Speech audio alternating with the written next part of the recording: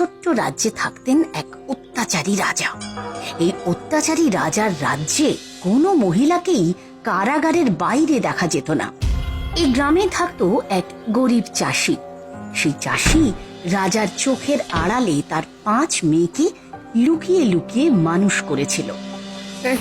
ভালো করে দরজা জানলার খিল এঁটে দে মা, এঁটে দে, যাতে ভিতর থেকে একটা একটা হাওয়াও বলতে না পারে। হ্যাঁ, এঁটে দে।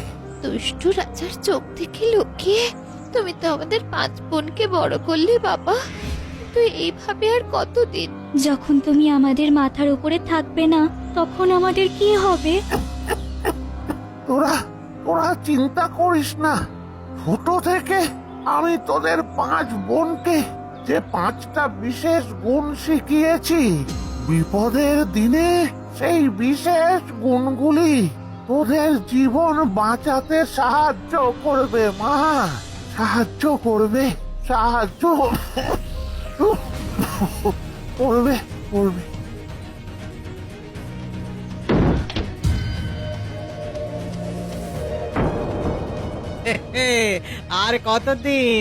আর কতদিন মেয়েদের চোখের আড়াল করে মানুষ করবে বুড়ো?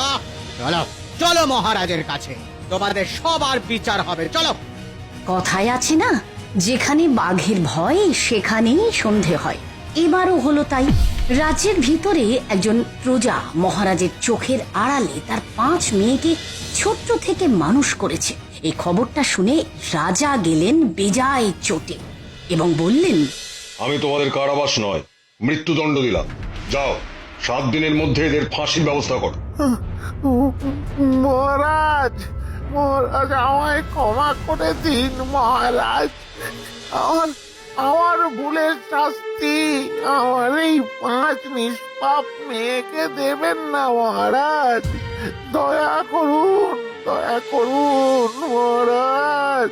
মহারাজ, আমরা আপনার শাস্তি মাথা পেতে নিলাম, কিন্তু মৃত্যুদণ্ডের আগে সব আসামিদের শেষ ইচ্ছে পূরণ করা হয়। দয়া করে আমাদের এই সুযোগ থেকে বঞ্চিত করবেন না মহারাজ, বঞ্চিত করবেন না। হ্যাঁ মহারাজ, আমাদের শেষ ইচ্ছে হলো আমরা আমাদের কিছু বিশেষ গুণ আপনাকে দেখাতে চাই। বাবা, তোমাদের আবার বিশেষ গুণও আছে? তা কি বিশেষ গুণ আছে তোমাদের শুনি? আগে আমার বিশেষ গুণ হলো আমি যে কোনো ছেঁড়া কাপড় এমন ভাবে সেলাই করতে পারি যাতে কেউ ধরতেই পারবে না কাপড়টা কোথায় ছেঁড়া ছিল। তাই বুঝি? আর যদি আমি ধরতে পারি তাহলে এখনই তোমাদের গর্দান নেব। কি রাজি তো? রাজি মহারাজ, রাজি।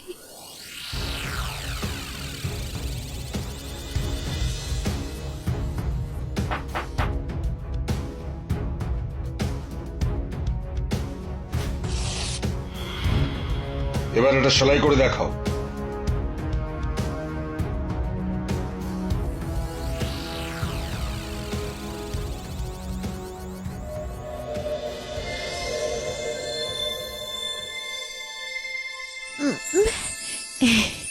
এই নিন মহারাজ। এ কি? এ তো একেবারে নতুনের মতো হয়ে গেল। এটা সেলাই নয়, জাদু। এ মন্ত্রী, এ দেখো তো ভালো করে তুমি ধরতে পারো কিনা দেখো। আগে রুমালটা তো একেবারে নতুনের মতো লাগছে মহারাজ। ধুর বরকট, তোমরা চোখের মাথা খেয়েছো নাকি? যত সব বুঝুকি। বড় দিদি যেমন ভালো সেলাই করতে পারে, আমি তেমন ভালো রান্না করতে পারি। দাঁড়া, এবার তোমায় দেখাচ্ছি মজা। তাই বুঝি? যাও, তুমি ওই ভাড়ার ঘরে গিয়ে রান্না শুরু করো। আজ রাজবাড়ির সবার জন্য রান্না করবে তুমি। মাথায় থাকে জানো, রান্না যদি সুস্বাদু না হয় তাহলে আজ রাতেই আমি তোমার গর্দান নেব। যথাজ্ঞা মহারাজ। মন্ত্রী, তুমি চুপি চুপি গিয়ে ভাড়ার ঘর থেকে নুন সরিয়ে রেখে এসো। নুন ছাড়া কেমন ভালো রান্না হয় শুধু দেখবো। এক্ষুনি যাচ্ছি মহারাজ, এক্ষুনি যাচ্ছি।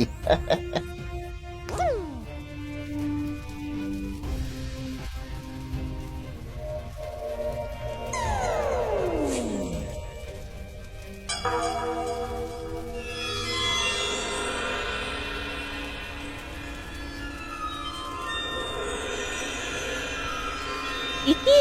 রাজবাড়ির এত বড় ভাড়ার ঘর আর এক ফোঁটা নুন নেই? ঠিক আছে, কোনো ব্যাপার নয়, আজ আমি নুন ছাড়াই রান্না করব।